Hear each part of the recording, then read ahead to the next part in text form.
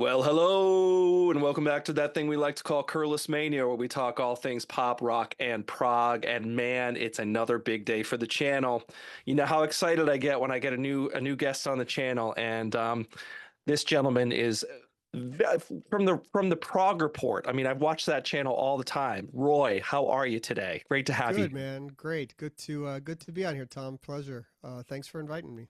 Yeah, I think we're gonna have a lot of fun today. Yeah, You absolutely. know, Roy and I actually met on Sea of Tranquility, which is kind of fun. We were doing an episode together, and we met formally, and yeah, I had always watched. I mean, I got really addicted to Wheel of Prague on Roy's channel. And if it's really addicting. You start watching one band, then you want to watch the next one. Then it's like, oh, Rush, Jethro Tull, yes, Genesis. Like I was just We're going. running we're running out of bands. That's the problem. We're trying to think of more bands to do. Yeah, exactly. All the classics are starting to, yeah, you've hit a lot of them. Yeah, we did. Yeah, Yeah. But yeah. it's fun. So, It's a fun thing to do for sure. well, it's really fun because you guys are really well, I mean, educated. You know what you're talking about, and but you also have some great spirited kind of debates and conversations, and it's really just kind of fun to, because that really, when you have to like when you, oh, is it A, is it S, is it B, is it, and then you're able to bump. It's just fun. It's a You really know fun what's funny when we came up with we wanted to do some kind of ranking thing, but we didn't want to do what everybody else was doing. And this was the sort of struggle because it was like, well, everybody's ranked the albums, and in order, and that's fine. It's great, but thing. like, okay, do we also need to be doing that? So Jeff, who from the channel, actually came up with the wheel concept, and then it sort of evolved from there. Okay, well, what can we do with that? And then once we came up with the limits thing, then it really became interesting because that became the thing that made it different. Yes, that is true, right? When you say you can only do three and B and three, yeah. So it's, and I just love that how, you guys are like, oh, come on, don't do this to me. Like, there's always like one album that guys like, come on. Yeah, well, it's crazy because you think that you go into it going, okay, everybody likes this album, right? It's Right. obvious. It's the top album. Everybody likes it. And it always happens where one guy goes, "No, I don't like that one. I'm putting it on the bottom." And you just can't even comprehend it. It's insane. No, Yeah. it's great. That's what makes it so fun. So, One of the but crazy anyway. ones, real quick, just one of the crazy ones was when we did Dream Theater. This was early on. It may have been our second one or something. Hmm. And anyone I ever knew growing up my whole life hated Falling into Infinity. I never met a person that liked it. I actually don't dislike it that much. It's okay. But I Right. never met another person that liked it. So we go into the doing that wheel, and I thought for sure, okay, this is going to be in the bottom. And Kyle, I think it was, one of the guys that was doing it, was like, it's one of his favorites. He put it all near the top, that kind of thing. And you're just like, that's insane. It's impossible. Nobody likes this record. No What? one likes this record, but he liked it. So there you go. You never know. Well, You never and know. honestly, that's a great segue into what we're talking about today, because this is Yeah. another. I started this series, as I was telling Roy earlier before we hit record. I'm doing this series called Fans Divided, because there's always like little eras of classic bands that some people love it, some people don't, or some people say, "Whoa, this is no, I don't like that at all." Like that's, and you're going, "Wow, really?" And I did it for Rush in the '80s, because there's a lot of people. Some people have that with the Grace Under Pressure and Presto and Roll the Bones and all that. Like they're like, I just don't like those albums, or I Right. should say, really more. Hold Your Fire is the one that everyone's always like, ugh. But that's not everybody. Some people are like, I love Hold Your Fire. Like I think Hold Your Fire songwriting has some great songs on it. Right. Yeah. So, and I'm kind of in that camp. I think there are some great tunes on it. But we're here today to talk about '80s Genesis. If you can't tell from my shirt already, we are going to talk about an era of the band that's kind of contentious, and although popular. I mean, and maybe that's why it's contentious, because it became more Yeah. popular. We're talking about the era from approximately 1980 to 83, Duke to Through Shapes is what we're talking about today. And so I I really personally, I think this era has some. It's very different from the '70s, obviously, but I Yeah. still think that I mean, we get into it, but I think the quality of songwriting and playing is still there, and there's still a lot of. It's more like arty pop. Would you say? What's your take on this era? Uh, yeah, certainly. There's still elements of the prog DNA in the band. Sometimes maybe on one song, but it's there. Um, I just think that the lineup changes and all of that just also helped. It's a combination of things that made them become sort of what they became in the 80s. Yeah, yeah, and I have to ask when was the I always ask people this, when was the first time you heard like Duke, for example? Do you remember? Did you have to go Yeah, backwards to listen to? for sure. Well, Yeah, yeah, I yeah, think I discovered Genesis really with I mean maybe the Shapes record or maybe Abacab around yeah, that there you era. go. I mean, Yeah, I was 5, 6, 7, 8, whatever around right. those. That's when I was listening to music, and Hmm. yeah, so those were my first two albums, Abacab and that one, and then I think Invisible Touch. I loved. We're not covering Invisible Touch, right? No, we're You not doing decided you're Invisible deciding Touch against today. that one. No, no. That's sort of even more next That's sort level of in in the other. another era to your You're right. face. Exactly right. Uh, Invisible Touch. Look, that you. I grew up in that era, and that was the album, and I loved it to death. It was a It's huge album. It it's was a big. amazing what has happened now for me with that album, where I just don't like it almost at all. Right, right. But I was what 10 years old or something. Sure. So I saw that tour when I was at a stadium when I was 10. It was impressive. Right, right. So, but then I started going back a little bit. So my first going back was the was the Phil era. So Duke. Then there were three when there were the Ring, Trick of the Tail. Right. I didn't really get into the Peter Gabriel stuff until I was in my late teens, 20s, like Okay. much later. Okay. Um, but yeah, so I'm heavily influenced by this 80s era, and it means a great deal to me. I think that where you got into this band is plays a big role in your feelings towards these albums. Absolutely. I think that's Yeah. absolutely true. And Tony Banks even says that. He says that because talked about fans coming up to him and talking to him about being really passionate about certain albums. He said most of the time it has to do with when they heard it and in their life, if they hit it like right. And actually, Abacab for me, I was 12. So it was like perfect. It was like I bought Three Sides Live when it came out. I ran to the record store and bought it. And I was like so into Genesis. I was like, this band is the best. Like I love this album. Yeah, And but if you discover like if you didn't know from anything else and you're discovering that album, that's your entry point. That's really good. Like it's a good album. Like yeah, you know what I'm yeah, saying? It's still stuff that you can't compare to anything else that was going on at the time. Still adventurous, Dodo and Keep It Dark and things like who's making that kind of stuff. It's still interesting and eccentric in its own way. So yeah, I right. mean, right on. You know. Right. No, I agree. So this is what we're talking about. So essentially I'm doing a little bit of history because it kind of works and why they went in this like kind of direction. So they, then there were three, for example, had their first kind of hit single on it, right? It was Follow You, Follow Me.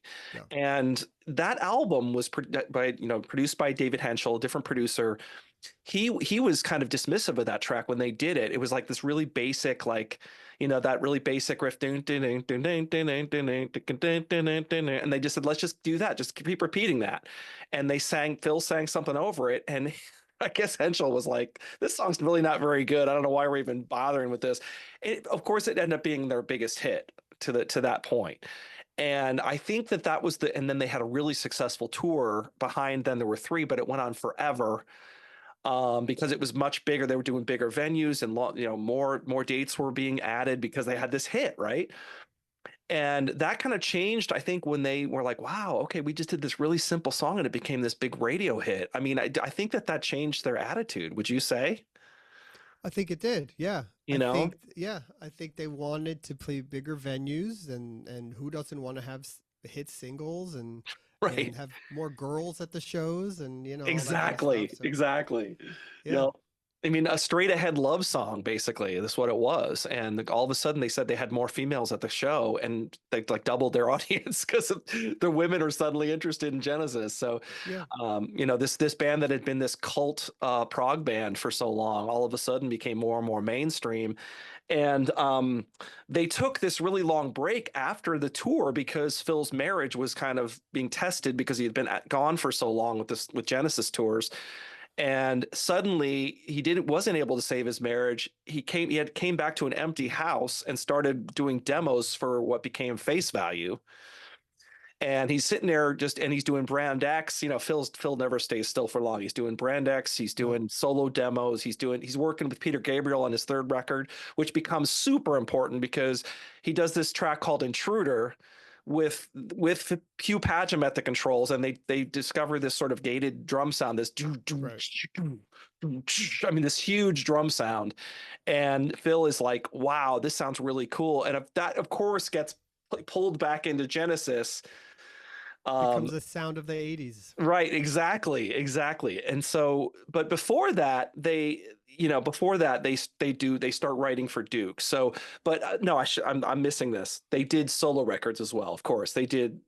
Tony Banks did Curious Feeling, and Rutherford did Small Creeps Day Right. in '79. But I So think In the Air Tonight, sorry, Face Value came after Duke, didn't it? I think it was released after Duke. Yeah. I think, yeah, but I think it was finished before. I can't. The Well, because timelines there's are always so this hard. debate on whether or not Phil presented In the Air Tonight to them for that album. I think that's always a point Right, where Tony Banks right. says he never sent it to us, otherwise we would have used it, and Phil is always saying I did, you guys didn't pick it. So I think that was Yeah, always a confusing point there. If that that's a what the truth there is. that's a huge point because uh, Phil says, why would I not? At that point, I would want to be on a Genesis. I gave them everything I had because I wanted to be on the Genesis record. So he's like, why wouldn't I have played that for them? But you know what I find interesting is if you listen, I've heard the demo of In the Air Tonight. If you listen to it, there's no, I mean, there's no huge big drum part. It's just that drum machine the whole time. Right. And it's a little different. It doesn't jump out at you as much in the demo. So you kind of wonder, maybe he did hear it. It didn't jump out at him, you know? Could So be. I don't know. But anyway, who knows? Who knows what the real story is? But you're right. It's interesting that, oh, he held that one back. He didn't play that for us. Right. But anyway, so let's talk about Duke. Let's get into it. So this is Duke. This was released March 24th, 1980. It was recorded at Polar Studios in Sweden. I think it's the same studio that Zeppelin did in Through the Outdoor, I think. Um, That I don't know. Same Yeah. studio, produced by David Henschel, and this was the last album produced by David Henschel, so that's also interesting.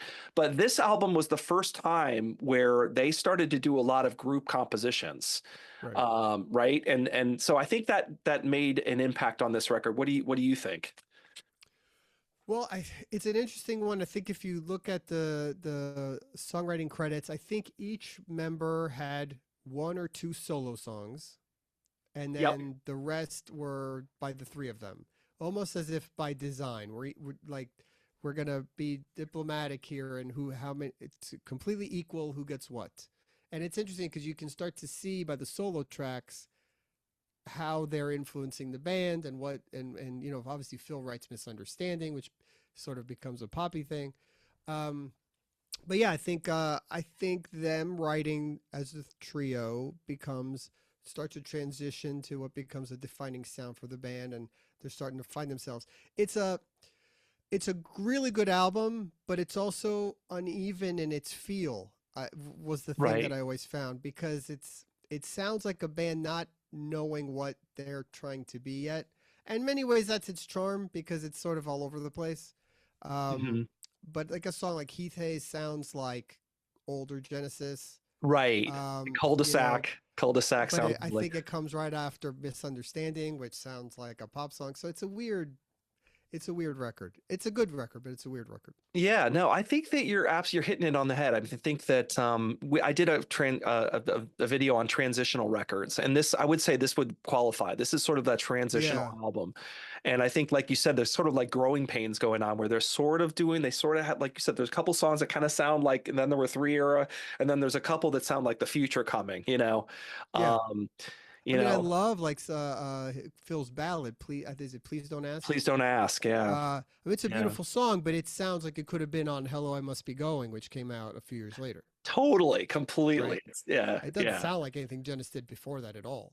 No, So, no, no. And but even I mean, there's some songs on misunderstanding. there I love. Like "Turn It On Again" is just a classic rock song, one of my favorites. So, Oh, absolutely. No, I couldn't agree more. And Turn It On Again is what I always found this interesting. And I told my daughter this, and she was like, okay, Dad, like falling asleep. But I was like, no, listen, this is important. I guess Mike Rutherford wrote that riff for Small Creeps Day. He had that, and it was much slower. It was like da da da da da da. And fun, I yeah. guess Phil was like, let's speed that up. Like, and that's Phil's genius arrangement, like mind. He's like, let's speed that up, and it became do do do ding ding ding. Ding, ding, ding, ding, ding, ding, Yeah. like, you know, and it just, oh, that just really made it. That made the song. He sped it up. And it's also unique, and it's I think it's 13/8 time, Exactly. which is Exactly. for a pop song, which is ridiculous. Yeah. But But it yeah, doesn't that's a sound like it, right? It doesn't sound like no, it's 13/8. no. It's really, Um, really cool. and that's another story is that when they did Six of the Best with Peter Gabriel to help him out, you know, they did that big Milton Keynes concert with Gabriel to help him with WOMAD debt. They played Turn It On Again, and Peter Gabriel kind of fancies himself a drummer, and he jumped back on the drums to try play along with Turn It, and he didn't realize it was a weird time situation Oh, that right, all right, right. messed up. Yeah. So but anyway, yeah, but I think that the songs that really jump out, like you were saying earlier, that the songs that jump out the most are the collab ones. The Behind the Lines, absolutely love. Duchess is a group composition. Turn It On Again, as you mentioned, and then Duke's Travels, Duke's End. Those are all Right. the three of them working together. And I think that they realize that, oh, we got this thing where three of us can all work together and we can write these great songs. You know, they've just kind of discovered that. Was Heath Hayes a Tony Banks song? I think so. Yeah. Yeah, because Yeah. that sounds like You the can more of the tell. classic. You can tell. I love that So song though. I love Heat Days. love it. Yeah, Yeah, that sounds like Trick of the Tail. So exactly. yeah, it's a weird mix of styles on that record. So it, I think it is a good transition record, exactly what you're saying. Um, but it still holds up a lot of it today. I think, yeah, it's still a record I can still listen to, and I like most of it, to be honest. The whole epic Yeah. at the end is awesome. The Oh Duke, God, Duke yeah. Jones two man. Oh my God, yeah, absolutely. Because I play drums, and I when I was younger, I used to try to learn the Duke's End thing that, you know, Yeah, it's so cool. It's just I love that drumming. So great. yeah, yeah. So great. So yeah, so then we move on to Abacab, which was released September 18th, 1981. And this came in four different color schemes. I think I have two of them. Oh, do you? Okay. I think I got two different. There's Yeah, I one, think I have two. the yellow. Oh, I have the top one. Yeah, the Yeah, peach one. Yeah, this one, that's what I yeah. have. Yeah. And this is my original. This is my original album. And then I bought this one. I saw this one. I was like, oh, different color scheme. Got to have it. You can tell I'm a fan. Yeah. But this one is interesting because it was the first one recorded at their own. They bought a studio. They bought their own place called The Farm, and they Right. started recording at their own place, which is kind of cool. And they brought in Hugh Padgham, who had worked on Phil's solo record, and they really went in for the gated drum sound on this record. And they said, let's do that. And it's interesting. I mean, do you think that they must have taken that from Peter? So that kind of Oh came, yeah. you know? Well, I think Phil felt sort of like he helped come up with that drum sound. So, and I think didn't he ask Peter if he could use it? Did I Oh, read that? maybe he did. I Maybe he think he did. did. I think I Yeah. remember reading that. Um, but it look, it sounds like they deliberately went in after that transition record and had more hits, right? Right. Still not Right. humongous, but misunderstanding and turn on I think were pretty substantial. Um, Yeah. I remember hearing misunderstanding all the time on the radio. I still Yeah. hear it today all the time. So Yeah. I think that they made a deliberate attempt to change their sound with this record more than they ever had, and you can Right. tell immediately from adding the horn section and no reply at all into all that kind of stuff, and then Hmm. they start using that the drum machine thing on like Man in the Right. Corner and Exactly. Exactly. Yes. yeah, so it starts to really, that's the key album of Evolution right there. Um, what do you think of this? You like this album a lot? Is this one of your favorites because you got the two albums and the shirt and the whole? I mean, is this an Yeah, important I one for like you? this album a lot. I mean, like I said, it hit me when I was 12 and I was like all in. I mean, when I heard the song Abacab, I was like, "Oh my God, I loved it so much." And I Yeah, still I love it. love that I still song. love it. To me, it's a half record. I like half of it a lot, Yeah. but Yeah. it dies for me after Dodo. After Dodo. Like, yeah, Yeah. I like the second half. I just Man on the Corner is nice. Right. His singing's really good on it. Who Done It? Obviously, it's fine, but it's Yeah, it's stupid. kind of stupid. And then Yeah. the last two songs, man, I've heard them dozens of times. I still don't remember the last two songs and how they go. Like it or not in Yeah. another record. I just Yeah. don't remember them. And the thing about this album for me is that the B sides were The B-sides are great. they're great. Oh my God. And that's the thing. You might recall Yes. should have been not only on the album, should have been a single. It's I one heard of the best songs from the 80s that they made. And had that been on the album, completely different. And well that's Paper Late too, which they put on Three Sides Live, could have been on this album as well. And then there's a couple of others that are pretty good. So I don't pronounce this well, but Naminanu or whatever. Naminanu, yeah, Yeah, right. that's a really cool like jam song that could have been Yeah. on as an instrumental. So yeah, that could have changed the album for me a lot. Yeah, nami nami nami nami nami na. Yeah, Yeah, yeah, that's but I mean, yeah, no, I'm with you. I always say to people, imagine if they had gotten rid of Who Done It and maybe like you said, Like It or Not, which is one of the songs you said you couldn't remember or something, and put on Paper Late, and you might recall this album would be like through the roof. way like way better, right? Yeah, Because side yeah, one's killer. I yeah. love side one, and Yep. Dodo's awesome. But I mean, Dodo's great. I love yeah. Dodo. So yeah, that's the thing for me with this album. I love it. It's so different, but I just love like No Reply at All. And Me and Sarah Jane is super Oh, weird, me and Sarah and Jane's then great. and Yeah. then Keep It Dark is awesome. I love Keep It Dark. That's one of my favorites too. Yeah, So yeah, yeah, I'm with you. I think side one's great. Me and Sarah Jane is like one of my favorite Tony Banks songs. It's just so good. And then, and then honestly, I have to bring this up. I mean, they kind of put an exclamation point on this record with this because these are more like live raw versions of what you hear on this, and I just think that these versions are so well done and so well played and just I wore this album out when I went out it's a I great live ran out and album. bought it. I wore it out and I still love Yeah, it. I still love it. And it's interesting because really they had taken and knew, like you said earlier, they really went for it on this album. They thought, okay, we're going to take a left turn and we're really going to go all in. And I remember hearing Keith Emerson talk about Love Beach. Someone said, if you had it to do over again, would you have done Love Beach or something? Some fan asked him that, and he said he kind of was thinking about it. He got kind of wistful, and he said, like, well, kind of acting like, well, the album really wasn't. Yeah, we made a little bit of a mistake with that record, but he said we also didn't have the strength of our convictions to go out and support it. He's like, if we had gone out on tour and supported that record, people might view it differently or something and like and that. and and honestly, a different album cover. Yeah, It just different cover, affects it exactly, so different much. cover. It's Yeah, it's like it's just maybe the worst, one of the worst album covers ever, and it is. It is. makes it feel like it's a joke before you even go into listening to it. No, that's true. Um, That's true. yeah. Look, I Um, mean, Genesis is just one of those unique bands.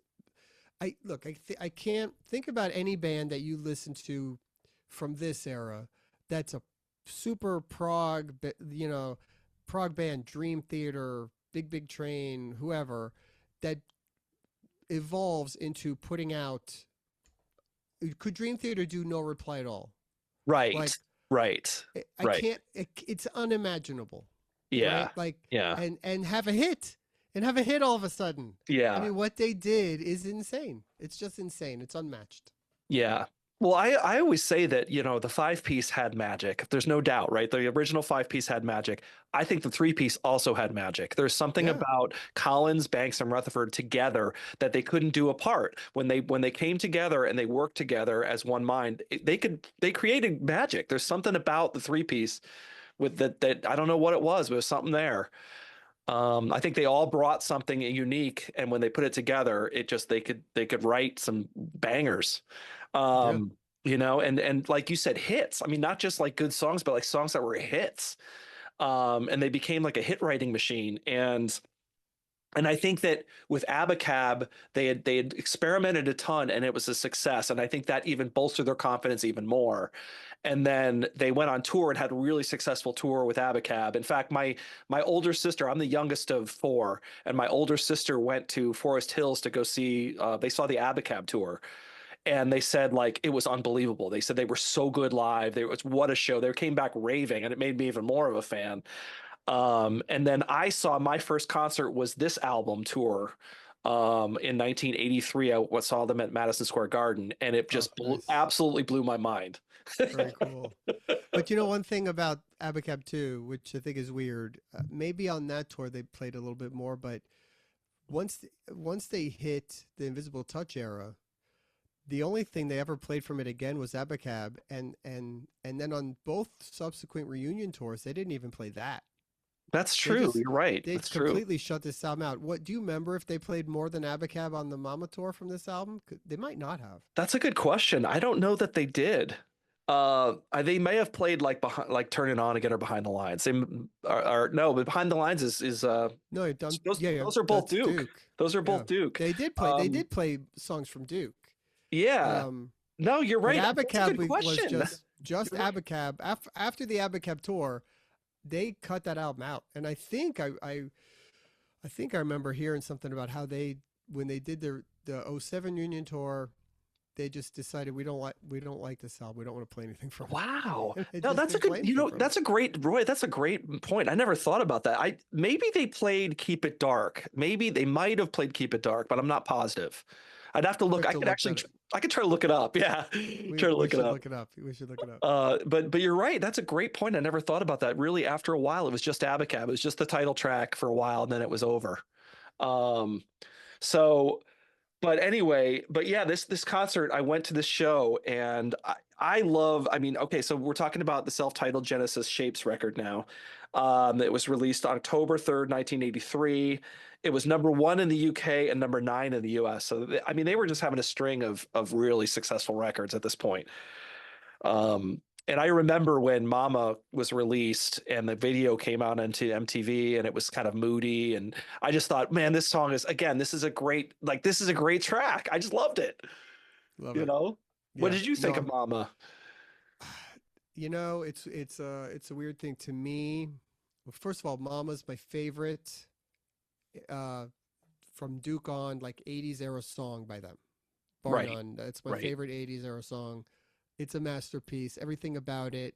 His singing, the screaming, the epic drum sound, the haunting keyboard lick, like everything about it I love, and it's a masterpiece for me. So I'm a big fan of this album. I understand it's not their proggiest moment. Maybe it's because it was the first album that clicked with me for the band, like we talked about. Yeah. But of the three we're talking about, this is probably my favorite record. So Yeah, I love that you said that, because that I've always said this album's sort of overlooked in the catalog a little bit.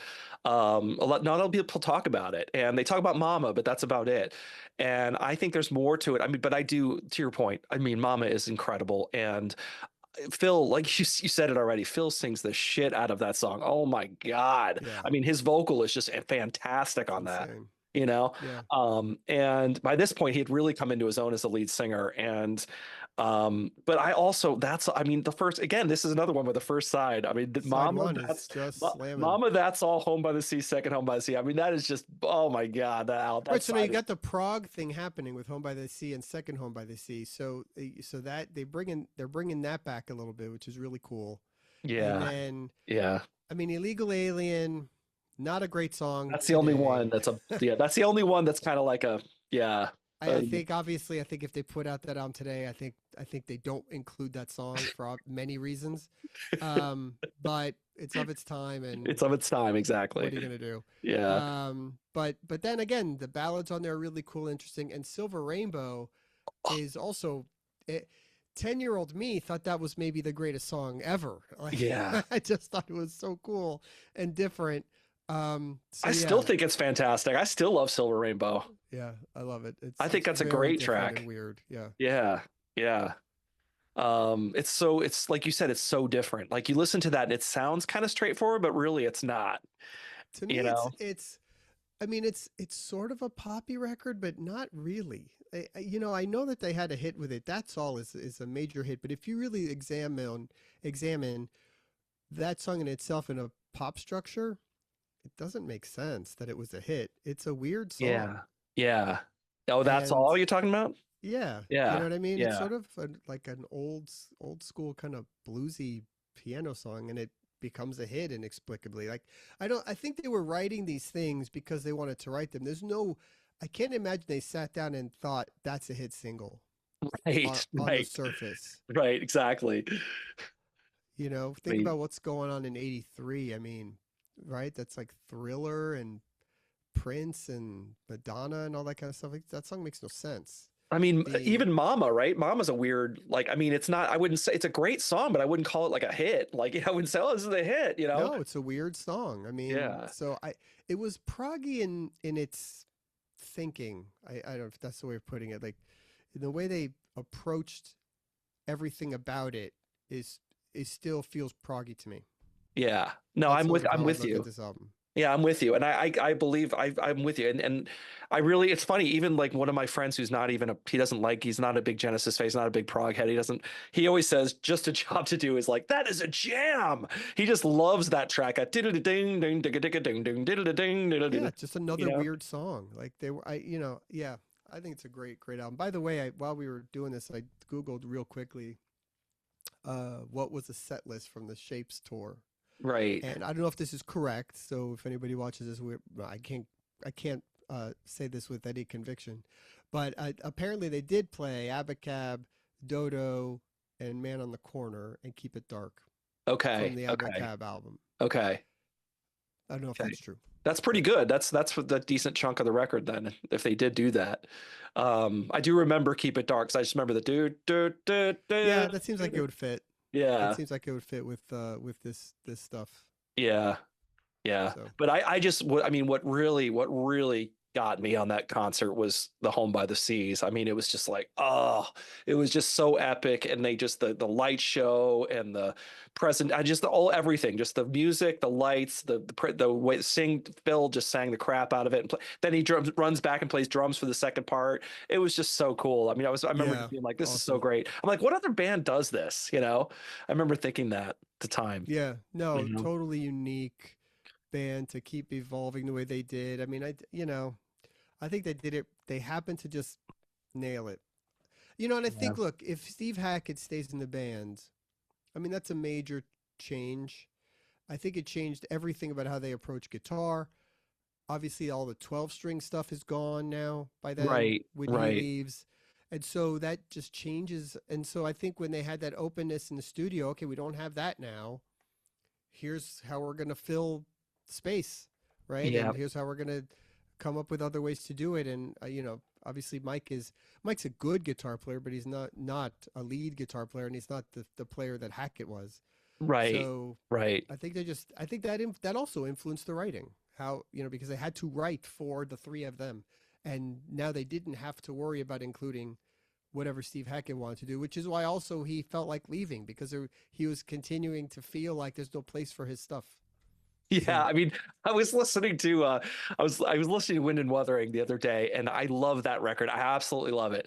But it's funny. I think it was 11th Earl of Mar where I was listening to it, and I'm like, I don't even hear Hackett. It's like there's like 5 minutes have gone by. I don't even think I've heard a guitar part yet.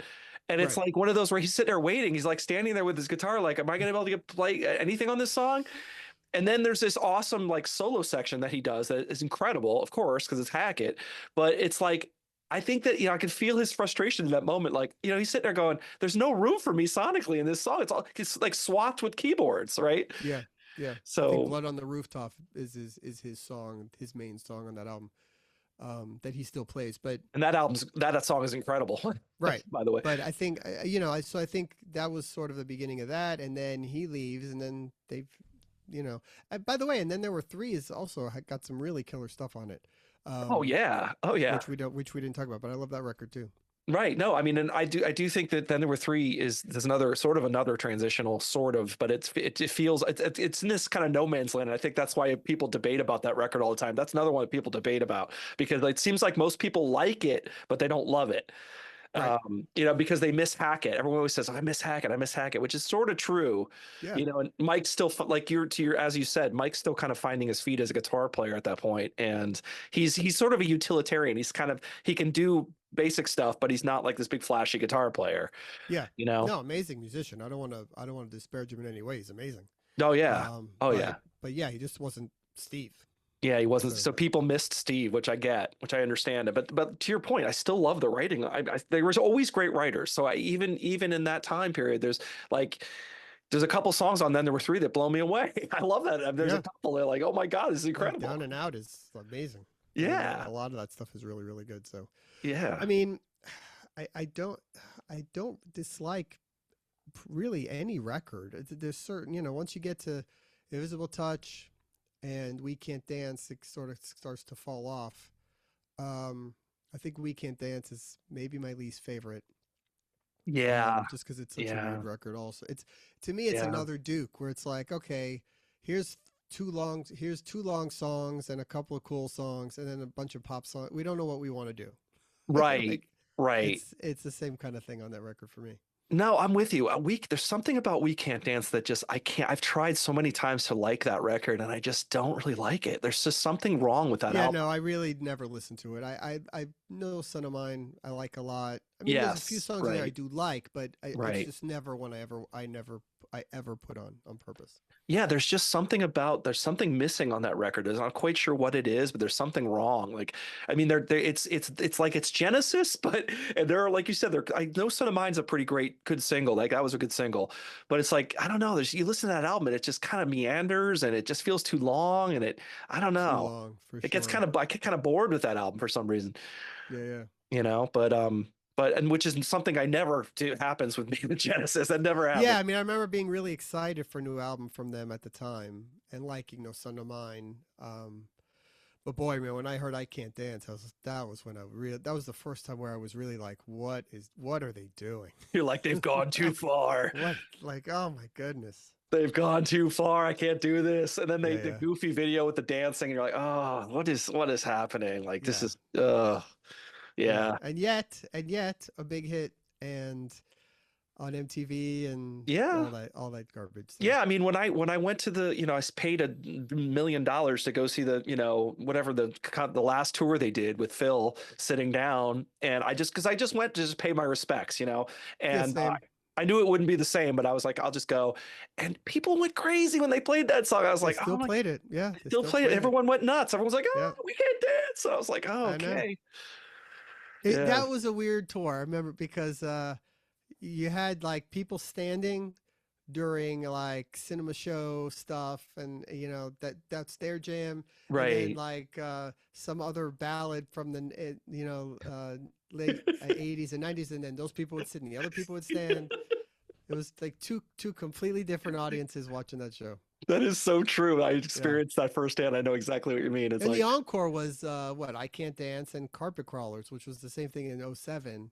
right, And right. that kind of I mean, those two songs are so opposed. Like it's just So so weird. no, it's true. And I miss and it just goes to show you they have like two distinct camps and audience, participation. But what was I going to say? I can't believe I'm really kicking myself. I didn't go to the '07. I was crazy. I had little kids at that time. I was like trying to save money. I didn't go to the first reunion in '07. Did you go to that? Yeah, I saw it at Yeah. MSG actually. Did That you? was one of the Okay. great shows of my lifetime that I got to see. It was great. That set Oh, list was awesome. They played stuff like Ripples and all sorts of things. And I mean, it oh was man. yeah, that was Yeah. pretty great. Yeah, it was awesome. Kicking myself I didn't go to that. I don't know why I didn't go, but anyway, yeah, I'm sure I'd heard someone else a fan had told me they went to that and said they really really loved it. So I mean Phil was still in full voice at that time. He could still belt it out. Yeah. So I You mean, there know. was one part where, like, in the earlier part of the show, they do In the Cage, into Cinema Show, into Afterglow. That was like a sort of a medley that they would do, which is Yeah. it's just insane. And then, but then, so that's like for all of us that that's our part. And I Right. remember specifically, right after that whole bit, they do "Hold on My Heart." So that's when all of us that like all that stuff, we all got up together and went to the bathroom. Yeah. Time to get a drink or something. Yeah. Right. And then we all Yeah. came back and heard "Home by the Sea." So it was fine. Right, right, exactly. Yeah. No, it's understandable. Again, and it just goes to show you a classic band that has that kind of long career. That's what's going to happen, and the fact that they were able to not only survive the '80s but thrive in the '80s, and as we're talking about, they were having hits, so that's pretty impressive. Yeah, no, one You of a know, kind band, really. So there's yeah, something in their catalog for everybody, and it's all great. Just no matter what era, it's all really good. So, yeah. Well, but I I would. love these. I love these three albums. Yeah, I same here. I love them too, and I would whenever people kind of diss them, I always come to the defense. I'm like, I don't know, man. I think they're pretty great records. Um, Yeah, so I yeah, know some people that their favorite is Abacab, honestly. So yeah, I think you're one of them, one, yeah, or among yes, it's among your favorites. But yeah, I mean, yeah, so pick an era. It's all good. yeah, But exactly. but what is your favorite album by them? Not outside of this conversation. Do you have a favorite, like, no Oh matter my, what period? oh boy, wow, so hard. I mean, you know what album is really, really, really like just I've been listening to more and more as I've gotten older. I don't know if it's just my age or what. Wind and Wuthering. Hmm. There's something about that album that's special. I love Yeah, Trick of the interesting. Tail too, but I mean, Trick of the Tail, Wind and Wuthering are kind of like twin towers for me. Those two Yeah, records. yeah, interesting. Yeah, I Um, still have to. It's tough. That the threesome of Foxtrot, Selling England, and Lamb is just yeah, unmatched. yeah. That those three albums in a row are just crazy. No, it's true. I mean, I listen to the Lamb and I get transported. I mean, the Lamb especially. I mean, people always say that record like, oh, the first half is great and it falls off. I'm like, I think the second half has some really interesting stuff in it. It's not quite as focused, but I don't know. I never really. The only thing I have, and I hate nitpicking it, but I always felt like it was not the greatest closing song for such an epic album. Yeah, yeah, It's yeah. fine, but it It's just okay, but you're sort of I don't know, and I think this is Neil Morse's fault. why is that? Well, because I think I think I was more into like Spock's beard and all that kind of stuff before I really knew the Lamb for real. And when you compare, 'cause Neil to me is the greatest writer of a concept album or a long epic that maybe there ever was. Mm, And because he can get to that ending where you're just transported, and so then you're expecting every album you ever hear from that point on to end like that, it's yes, right, right, with right. some big epic, Like soaring choruses and like things, and here it comes, here here it it comes. comes, and Yeah, not every yeah. album does that. No, not Yeah, every. No, it's true. No, I'm with you. I will put it this way. For example, the end of Supper, New Jerusalem, the end of Supper's Ready is right. just so great. It's so epic and Yeah, so, that's true. That is up there. That is one of the great endings of an epic. I will recant my statement. That does fit in there as well. I always get like the chills when that part Mm. happens. Like there's Have something you about, seen Have you seen Hackett live playing that? yeah, yeah, yeah. Because that's Oh my pretty God. awesome. I mean, he's so good. Hackett is just, thank God for him because he's just playing all that stuff that we love all the Oh, I'm time. so grateful to get a chance to see those songs live and experience it. And watching him solo, he adds like a 5 minute solo at the end of Supper's Ready every time he plays it, and it's just And it the most works. amazing thing ever. And it It's works. just, yeah, it totally Yeah, works. It's yeah. awesome, man. He does. I'll never. I mean, so many people have said this, but I'll never get tired of the Firth and Fifth solo ever. I just never get tired of it. Oh, I've seen You know. him now 10 times, and it's still my favorite concert every time I go see it. Yeah, It's yeah. just the greatest. He's The so last good. This recent time I went was a couple weeks ago, and when people get this. It's a nice sized place. I mean, the place I saw was a nice theater. I don't know, 2,000 people, sold out, just great. But like when people get to hear when they get to the ending of Watch for the Skies or Cinema Show, or like it's all standing ovations, and it's all everybody just so grateful to have a chance to hear this music, and it's done so well, and kudos to him every time. It's just amazing. He's making people happy. He's making people happy for Yeah. sure. Yeah, I felt the same way last time I saw him. You could feel it in the room. It was like the only other time I felt that was I saw Roger Waters by himself. And the place just like he did like the end of Dark Side or something, and people just went freaking crazy. It was like you could feel it in the room, like everyone was going bananas. And he Yep. even stopped and went like, "Whoa!" Like everyone was going so crazy.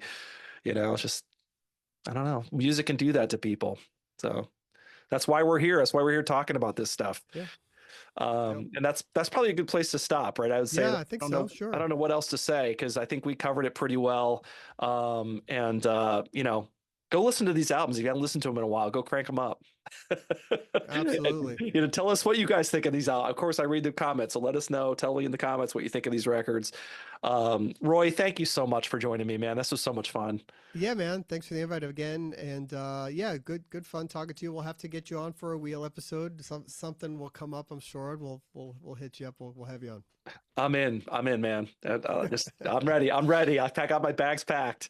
All right, Um, very cool. so yeah, so of course, check out the Prog Report. That's Roy's channel. It's excellent. I mean, if even sniff prog a little, if you're just like kind of interested in prog, just check out his channel. It's really, really good, really entertaining, really well Thank you. put together. And he also, it's not just like he also has musicians on quite a bit, people that you probably know. So it's really, really cool in that way too. So please, I'll put a link below to his channel. Check it out, Prog Report. You can't lose. So yeah, and thanks again, Roy, and we'll see you next time on Curless Mania. Thanks again, everyone. See ya. Bye, everyone.